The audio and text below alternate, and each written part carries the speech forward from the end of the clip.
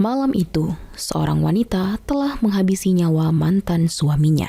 Tiba-tiba secara tak terduga, seorang pria yang merupakan tetangga wanita tersebut menawarkan bantuan menghilangkan jasad korban dan mengarahkan wanita itu untuk mengikuti perintahnya agar kejadian ini tak diketahui oleh polisi.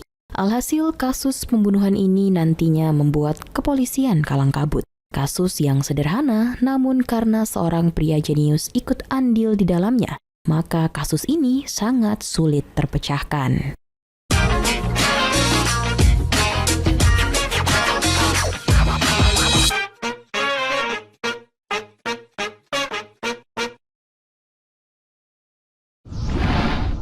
Pagi hari di kota Seoul, tampak seorang pria culun dan pendiam sedang membeli bekal makanan di sebuah kafe langganannya.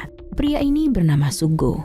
Ia merupakan seorang guru matematika yang sangat jenius, tetapi cara mengajarnya begitu kaku dan membosankan. Karena hal itu, banyak murid tidak memperhatikan pelajarannya. Tetapi Sugo tetap sabar menghadapi kelakuan murid-muridnya. Setiap hari sebelum berangkat mengajar, ia selalu membeli bekal makanannya di kafe yang tadi. Karena sejatinya ia ingin bertemu wanita idamannya yang bekerja di kafe tersebut. Wanita yang bernama Hwasun. Selain bekerja sebagai pelayan di kafe itu, Hwasun ternyata juga merupakan tetangga Sugo. Hwasun tinggal di sana bersama keponakannya yang masih SMP bernama Yun-ah.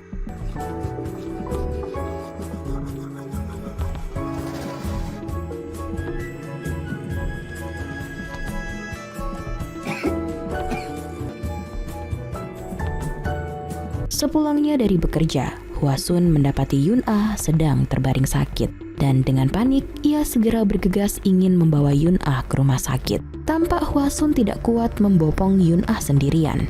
Untungnya, mereka berselisih dengan Sugo yang saat itu baru pulang mengajar. Dengan sigap, Sugo langsung menggendong Yun-ah untuk dibawa ke rumah sakit. Sesampainya di rumah sakit, untunglah Yun-ah bisa dengan cepat ditangani. Diam-diam, Sugo membayar tagihan pengobatan Yun-ah dan membelikan minuman. Lalu, ia pergi begitu saja.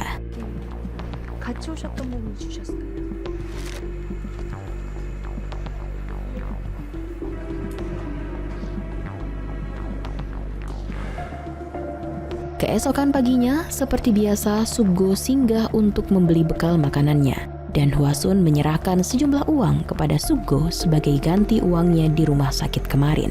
Selain ahli dalam matematika, ternyata Sugo juga merupakan seorang penyelam yang handal. Ia memiliki kemampuan menyelam di atas rata-rata orang dan selalu menyempatkan waktu untuk latihan menyelam. Setiap berangkat dan pulang bekerja, Sugo selalu melewati rute perjalanan yang sama. Dan uniknya, ia selalu lewat di salah satu terowongan yang dijadikan pemukiman liar para tunawisma. Malam itu, tepatnya di tanggal 8 November, terlihat Hwasun yang sedang menyetrika baju kedatangan seorang tamu. Tamu tersebut ternyata adalah mantan suaminya yang bernama Chulmin. Walaupun sudah bercerai, Chulmin yang dulu selalu melakukan KDRT ini masih selalu meneror kehidupan Hwasun untuk meminta uang. Dan malam itu, keributan pun terjadi. Chulmin berkali-kali menyiksa dan memukuli Hwasun, hingga pemukulan tersebut juga terlampiaskan kepada Yun-ah yang juga berada di sana.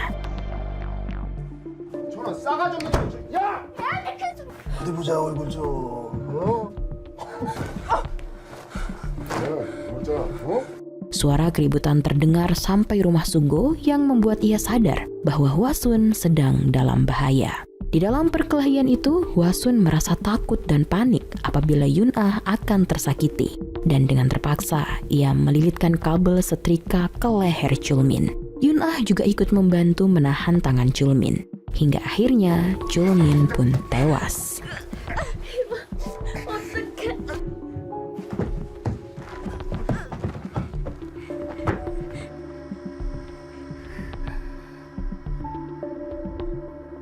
Hwasun dengan gemetar tak menyangka bahwa sang mantan suami akan berakhir di tangannya. Bahkan Yun-ah keponakan yang sangat ia sayangi juga terseret dalam pembunuhan tersebut. Sesaat setelah itu, Sugo datang ke rumah Hwasun untuk bertanya apa yang telah terjadi.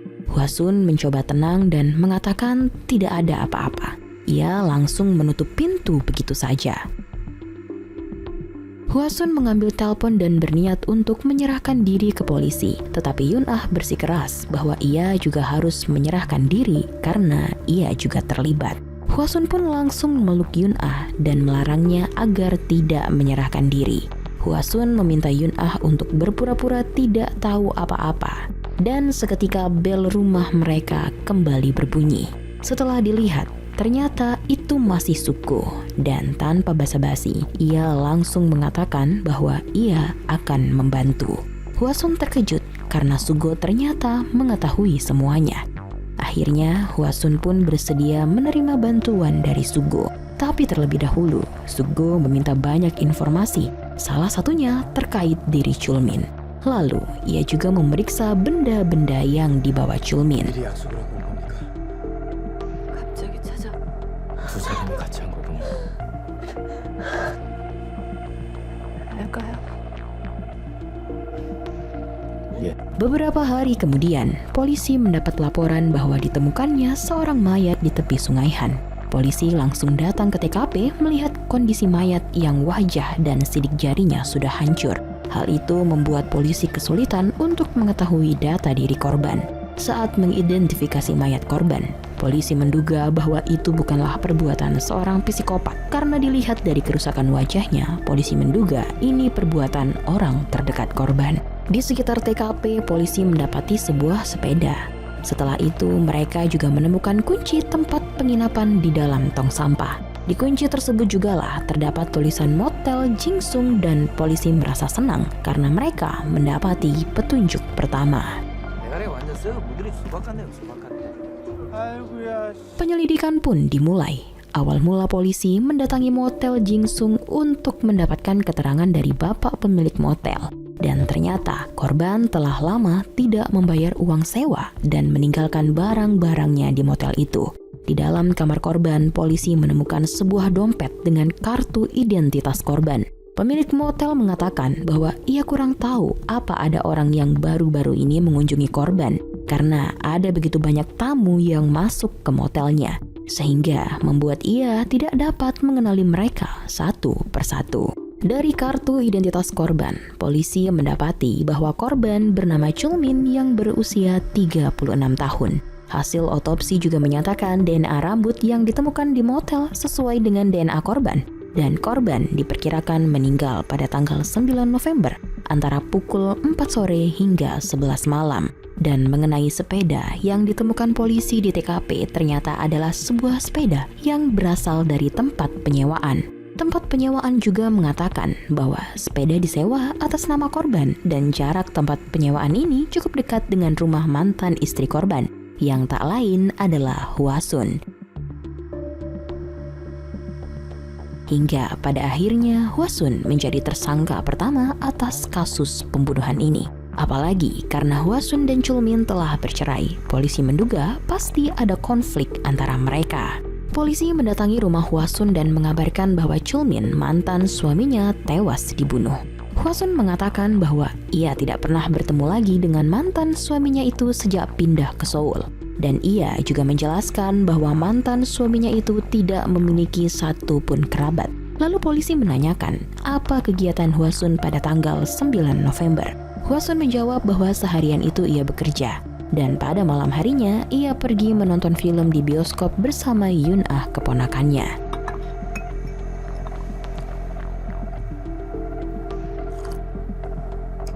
손을 왜 그러세요? 언제요? 며칠 전에. Beberapa jam setelahnya, Sukgo menelpon Hwasun menggunakan telepon umum. Dan Hwasun mengatakan semua keterangan yang diberikannya kepada polisi tadi sesuai dengan apa yang telah Sukgo perintahkan. Setelah itu, Hwasun diminta untuk menyimpan tiket bioskopnya, sebab kemungkinan nanti akan diminta oleh polisi. Dan Sukgo mengatakan kepada Hwasun agar tidak menyimpan tiketnya di dompet, tetapi membuangnya ke tempat sampah, supaya tidak menimbulkan kecurigaan polisi. Sesuai dengan dugaan, polisi pun datang kembali ke rumah Hwasun untuk meminta bukti tiket bioskop tersebut. Dan dengan tenang, Hwasun mengambilnya dari tempat sampah seolah-olah ia telah membuang tiket itu. Tetapi salah seorang polisi yang kita panggil sebagai Detektif Joe masih menyimpan kecurigaan terhadap Hwasun. Insting tajam Detektif Joe meyakini ada yang janggal. Ia merasa Hwasun adalah pelakunya. 살해 동기가 확실하잖아. 가는 전선줄로다가 죽을 때까지 이렇게 잡아당기면 당연히 분리수거된 전단지 티켓이 나왔다. 이건 너무 완벽하잖아. Detektif Joe lalu meminta keterangan kepada para tetangga dan tibalah mereka di rumah Sugo. Sebuah kebetulan, ternyata Sugo adalah teman SMA Detektif Joe. Dan akhirnya mereka pun mengadakan reuni kecil-kecilan. 진짜 반갑다. 너 그게 기억나냐?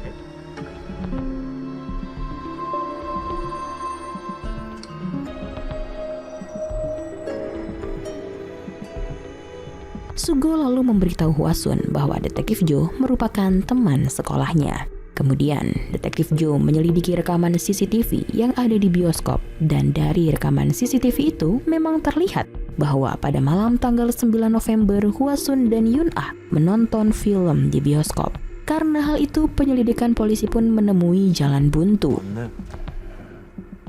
내 친구랑 짠 건 아니지. Dan komandan kepolisian marah karena penyelidikan yang dibuat anak buahnya tidak menghasilkan apa-apa. Namun perasaan Hwasun masih tidak tenang meski sejauh ini ia berhasil mengelabuhi polisi. Dan ia bingung mengapa polisi selalu menanyakan perihal kegiatannya di tanggal 9 November. Padahal ia membunuh Chulmin pada tanggal 8 November. Hwasun mulai menyesal kenapa ia tidak menyerahkan diri waktu itu. Namun tetap saja ia juga mengkhawatirkan Yun-ah. 돼요. 거짓말 같은 거 할 필요 없으니까. Esok harinya, Hwasun menjalani proses penyelidikan yang terakhir, yaitu tes deteksi kebohongan. Penyidik langsung menanyakan semua yang terjadi pada tanggal 9 November, dan hasil tes poligraf yang otomatis keluar menyatakan bahwa Hwasun tidak berbohong. 아니요. 다시 말해서 가게에서 김철민과 11월 9일에 영화를 보셨다고 했는데 사실인가요? 그날 단 한 번도 마주친 적이 없다는 말입니까? Tetapi, Detektif Joe yang mengawasi jalannya tes langsung memasuki ruangan itu dan dengan emosional bertanya, apakah Hwasun yang membunuh Chulmin? Dengan panik, Hwasun menyangkal pertanyaan itu. Tiba-tiba, alat tes mendeteksi bahwa jawaban Hwasun adalah bohong. Tetapi, jawaban tersebut dianggap tidak sah karena Hwasun sedang berada di bawah tekanan. 오케이! 백화선 씨, 당신 김철을 죽였어? 그럼 조심히 들어가세요. 야, 잠깐만. 야! 야, Pada malam harinya, Hwasun dan Yun-ah makan malam dengan tenang dan bernafas lega karena semua tes telah dilaluinya. Hwasun telah jauh dari semua tuduhan. 먹자. 유나야, Lanjut keesokan paginya, Sugo membeli bekal makanan di kafe tempat Hwasun bekerja. Ada yang berbeda dari bekal makanan hari itu karena ada kotak lain yang berisi shell dan kertas catatan ucapan terima kasih dari Hwasun sebab Sugo telah membantunya. Sugo pun menikmati makan siangnya dengan hati yang gembira. Ia berhasil membuat sang pujaan hati terhindar dari jeratan hukum. 맥 하나씩만 해주세요. 네.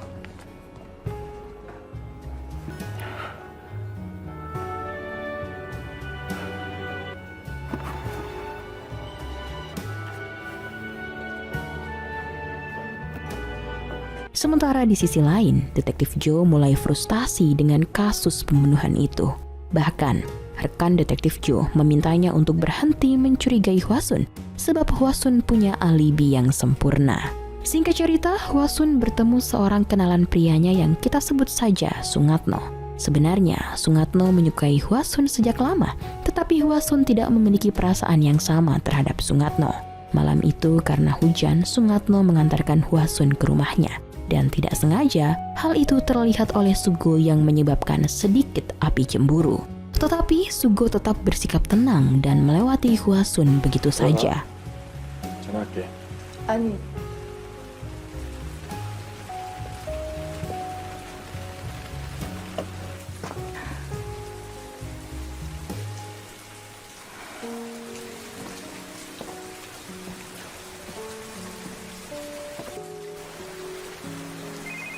Untuk menenangkan pikirannya, Detektif Joe mampir ke rumah Sugo dan mereka mengenang masa-masa saat di SMA.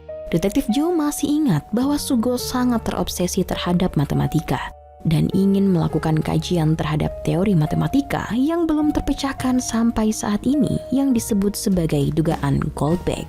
Detektif Joe juga tahu betul bahwa matematika dan dugaan Goldbach adalah motivasi terbesar Sugo untuk hidup. Malam itu, Detektif Joe pun menginap di sana. 봐. 이거 쭉쭉. 야, 너 이거 아직도 쭉쭉하냐? 그렇지. 진짜야 이런 게 빡. 메스메락. Ketika bangun, ia iseng membuka sebuah buku, lalu tak sengaja melihat kertas catatan terima kasih itu.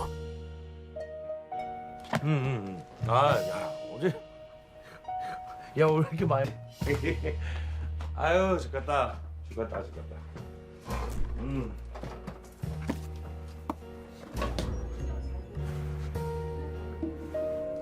Mereka lalu berangkat kerja bersama. Mereka melewati terowongan dan Detektif Joe melihat salah seorang tunawisma mencoba mengatakan sesuatu. Tetapi Detektif Joe tak terlalu menanggapinya. Seperti biasa, Sugo membeli bekal di kafe Hwasun, namun kali ini bersama Detektif Joe. Hwasun pun sedikit terkejut melihat detektif itu lagi. Tapi Detektif Joe menjelaskan kedatangannya kali ini hanya ingin membeli bekal makanan.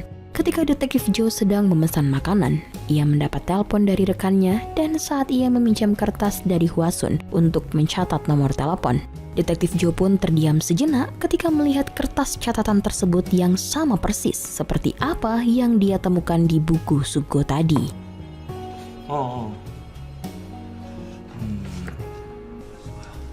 야, 너는 뭐 먹냐?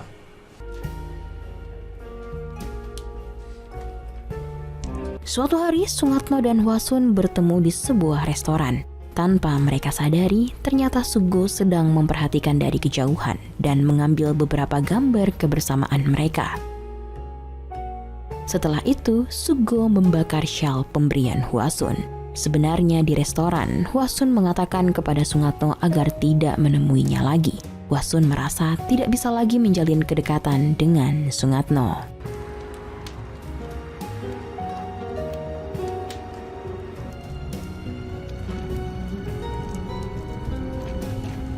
Pada akhirnya, Detektif Joe mendapati sebuah fakta bahwa Sugo tidak masuk kerja pada tanggal 9 sampai 11 November. Dan hal itu membuatnya menaruh curiga terhadap teman lamanya itu. 내 시험 문제 난이도 탐문하러 온 건 아닐 테고.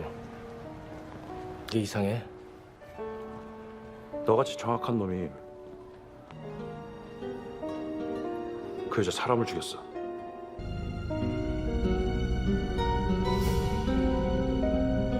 Tetapi kecurigaan Detektif Joe masih belum terbukti. Ia lalu meminta rekannya untuk mengecek kembali pakaian korban di ruangan barang bukti dan didapati petunjuk baru bahwa barang-barang yang digunakan korban seperti celana dan sebagainya itu lebih besar dari barang-barang milik Chulmin yang ditinggalkannya di motel tempat ia menginap. Detektif Joe menyadari bahwa Sugo adalah pria yang sangat cerdas, maka ia merasa Sugo terlibat lebih jauh dalam pembunuhan tersebut. Hal itu membuat Detektif Joe mendatangi motel sekali lagi dan pemilik motel mengatakan bahwa ia tidak bertemu lagi dengan Chulmin sejak tanggal 8 November. Tetapi Chulmin pernah menelponnya untuk menanyakan restoran tempat pesan mie ayam. Detektif Joe semakin curiga dan mulai menyadari jika pemilik motel terakhir kali melihat Chulmin adalah pada tanggal 8 November. Besar kemungkinan Chulmin dibunuh pada tanggal 8, bukan tanggal 9 seperti yang mereka kira selama ini.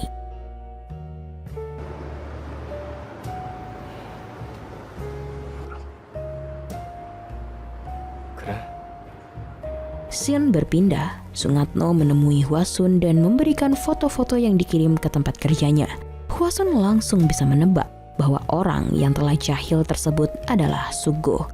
seolah Sugo sedang menebar teror agar Sungatno jangan mendekati Hwasun. Hwasun tersulut emosi dan salah paham terhadap Sugo. Malam itu juga ia pergi ke rumah Sugo dan melepaskan pakaiannya. Ia mengira Sugo tidak tulus dalam membantunya, dan dari hal itu ia juga sadar bahwa tidak ada yang gratis di dunia ini. Tetapi di luar dugaannya, Sugo terlihat diam saja dan menyuruhnya untuk pulang. 맘대로 해. 이렇게 숨막히게 어떻게 살아?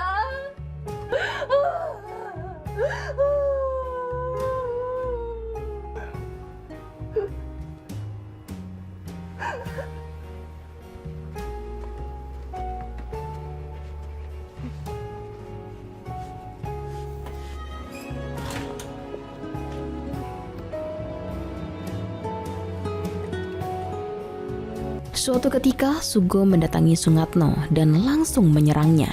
Karena hal itu ia ditangkap dan ditahan atas laporan penyerangan. Saat diinterogasi, Sugo bukan hanya mengaku telah menyerang Sungatno, tetapi Sugo juga mengaku bahwa ia adalah pelaku pembunuh Chulmin. Dan kepolisian pun langsung turun menggeledah rumah Sugo. Polisi menemukan bukti-bukti yang benar-benar mengarahkan Sugo sebagai pelaku pembunuhan Chulmin dengan motif obsesi dan rasa cemburu. Karena terdapat banyak foto-foto Hwasun yang juga tersimpan di laptopnya, pemancar di tembok untuk mendengar semua aktivitas dan percakapan dari balik tembok, sampai kabel setrikaan yang dipakai untuk membunuh.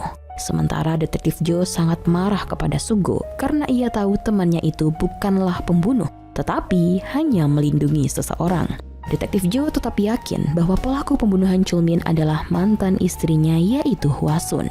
Detektif Joe juga mengakui kalau ia tahu Sugo mencintai Hwasun. Meskipun Sugo adalah orang yang sangat mengandalkan logikanya, namun ketika ia benar-benar mencintai seseorang, seolah-olah dia kehilangan logika dan akal sehatnya. Sugo akan melakukan apa saja agar sosok yang dikasihinya itu tetap baik-baik saja. Karena selalu didesak, akhirnya Sugo memberitahu kejadian yang sebenarnya. Tapi dengan syarat agar Detektif Joe membiarkan semua seperti apa adanya. Ia juga meminta bantuan Detektif Joe agar memberikan sebuah surat darinya kepada Hwasun. Singkat cerita, Detektif Joe yang telah mengetahui semua kebenaran menemui Hwasun. Ia mengatakan semua hal telah direncanakan matang-matang oleh Sugo. Jadi, setelah pembunuhan Chulmin di tanggal 8 November, Sugo tahu jika ia menyembunyikan mayat Chulmin di rumahnya. Cepat atau lambat, polisi pasti akan menemukan dan Hwasun tetap dijadikan tersangka. Maka dari itu, Sugo pun membuat pembunuhan baru. Esoknya, pada tanggal 9 November, ia membayar seorang pria tunawisma dari terowongan yang kita sebut sebagai Jamet. Jamet disuruh menginap di kamar motel Chulmin. Jamet pun dipancing dengan diberikan makanan yang banyak oleh Sugo, dan karena makanannya masih kurang, Sugo pun mengajaknya pergi naik sepeda sewaan untuk mencari mie ayam. Nah, disitulah Sugo membunuh Jamet tepat di dekat Sungai Han dengan cara dicekik pakai kabel setrika sama seperti Chulmin. Lalu ia merusak wajah Jamet dan ujung-ujung jarinya agar mayat Jamet dibuat seolah-olah menjadi Chulmin. Kunci kamar motel yang ditemukan di TKP dan dompet Chulmin yang ditemukan di motel membuat polisi kemudian menyimpulkan Jamet adalah Chulmin. Walaupun sebenarnya tim forensik tidak bisa mengidentifikasi mayat jika wajah dan sidik jarinya hancur. Kemudian, polisi juga menyimpulkan waktu pembunuhannya adalah tanggal 9 November. Memang polisi tidak sepenuhnya salah. Memang ada pembunuhan di tanggal 9 November. Tetapi itu bukanlah pembunuhan Chulmin, melainkan Jamet. Sementara itu, dengan kemampuan menyelamnya, mayat Chulmin yang asli ditenggelamkan oleh Sugo di suatu tempat dan diikat di bebatuan agar tak bisa ditemukan sama sekali.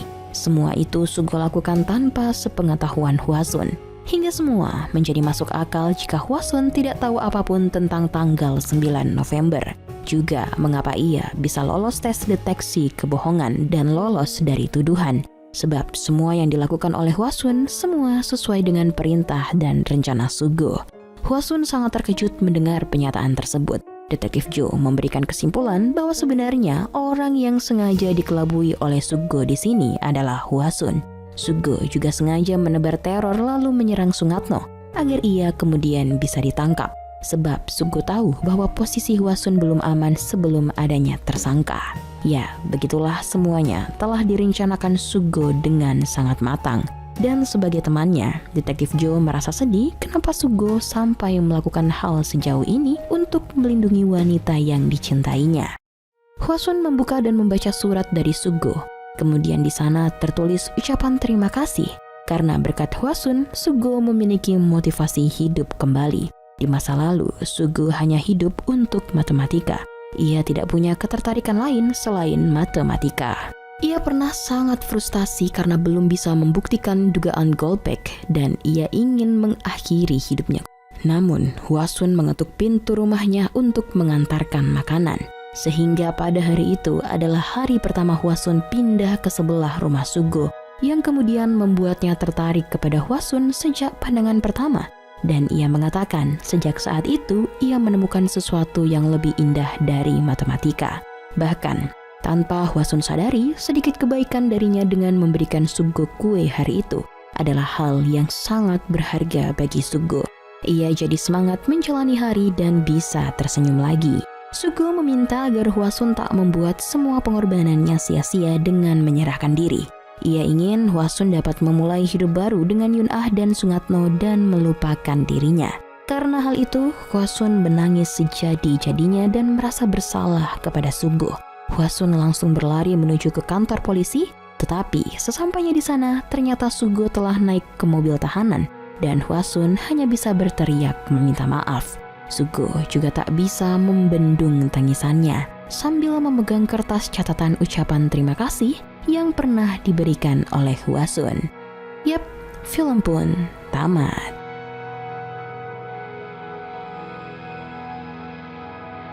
이거 저 이모가 만든 건데요. 맛은 장담 못해요.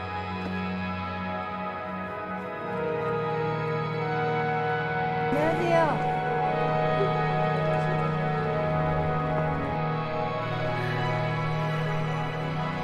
당신이 행복해지잖아.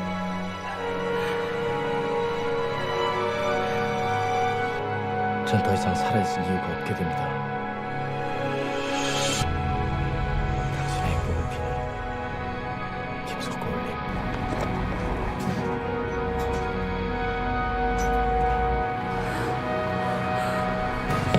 어떡해, 사람. 어떡해.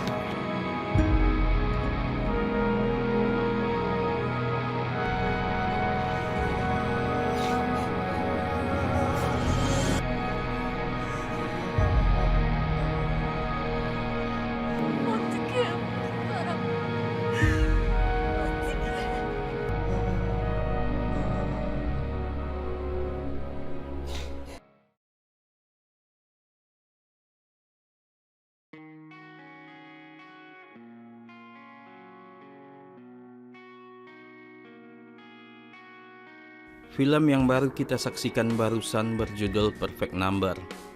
Film Korea Selatan yang dirilis pada tahun 2012, karya sutradara Bang Eun-jin. Diadaptasi dari novel Jepang berjudul The Devotion of Suspect X, karya Keigo Higashino. Pada tahun 2023, film ini dibuat ulang menjadi film India berjudul Jaane Jaan, produksi Cross Pictures. Satu kata yang mendeskripsikan film ini adalah pengorbanan. Dan mungkin film ini akan sangat relate buat kamu yang mencintai seseorang dengan sangat tulus, tanpa mengharap balas apapun. Yang kamu inginkan hanyalah kebahagiaan orang yang kamu sayangi. Seperti karakter Sugo yang rela menukar hidupnya demi keselamatan hidup wanita yang dikasihinya, yaitu Hwasun. Menyajikan tema kriminal dan ketegangan, tapi tetap dalam koridor kisah percintaan. Tentunya film ini sangat kami rekomendasikan untuk kalian tonton secara utuh, terutama untuk ditonton bersama pasangan. Bagi pecinta film misteri, Perfect Number berhasil memikat dengan penyampaian cerita yang penuh teka-teki. Performa akting para aktor sangat maksimal. Ryu Sung-bum memberikan penampilan yang kuat sebagai Sugo, seorang jenius matematika yang penuh dengan perasaan cinta dan pengorbanan. Seorang maniak Pitagoras, kolot, begitu dingin, kaku, layaknya pecundang sejati. Memang sudah sepantasnya kita mengakui kualitas akting Ryu Sung-bum di atas rata-rata. setara dengan Hwang Jung-min, Lee Sun-kyun, Lee Jung-jae, atau bahkan Song Kang-ho. Untuk Lee Yo-won juga memberikan penampilan yang apik sebagai Hwasun, seorang wanita yang terjebak dalam situasi yang penuh dengan dilema moral. Dan tak ketinggalan yang juga mengesankan adalah penampilan Cho Jin-woong sebagai Detektif Jo. Beberapa kritikus juga mengatakan bahwa karakter Detektif Jo adalah karakter yang paling mereka sukai. Chemistry antara para pemain terasa alami, membuat interaksi di antara mereka menjadi lebih hidup.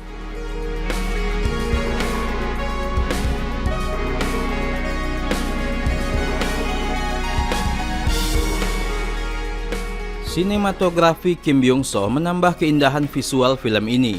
Penggunaan pencahayaan dan komposisi gambar yang cerdas menciptakan suasana yang mencekam dan misterius.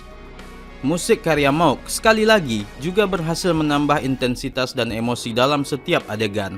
Film ini membawa penonton mengikuti kisah seorang jenius matematika yang terlibat dalam kasus pembunuhan. Dengan konflik psikologis yang mendalam, Perfect Number mengunggah rasa ingin tahu dan mengajak kita berpikir tentang moralitas dan batasan yang kita anggap benar atau salah. Perfect Number berhasil menyajikan cerita yang kompleks dan penuh emosi. Bang Eun-jin dengan keahliannya dalam mengarahkan film menciptakan suasana yang gelap dan mencekam. Setiap adegan dirancang dengan cermat untuk menjaga rasa penasaran penonton. Film dibuka dengan adegan biasa layaknya film thriller kebanyakan. Kematian disajikan terlalu cepat hingga membuat penonton kebingungan. Apa yang akan dijadikan plot kunci sebagai misteri, mengingat korban pembunuhan sudah ditampilkan, begitu pula dengan pelaku pembunuhannya di menit-menit awal. Tapi rupanya disitulah letak permainan misteri dimulai. Misteri yang dibangun terasa seperti bukan misteri, sehingga kita mengabaikan begitu saja. Apalagi orang yang baperan. Banyaknya adegan drama dari tokoh yang sedang kasmaran membuat kita lupa bahwa ini film misteri. Meskipun film Korea, namun film ini jauh dari deskripsi soal opa-opa ganteng. Tampilan kehidupan glamor dan memperlihatkan sisi Korea Selatan dengan lebih nyata. Film ini juga mengangkat perihal kekerasan rumah tangga sampai soal tunawisma di sana yang sering dipandang sebelah mata. Padahal dalam film ini, tokoh tunawisma tersebut adalah kunci dari ruwetnya konflik di dalam kisah tersebut.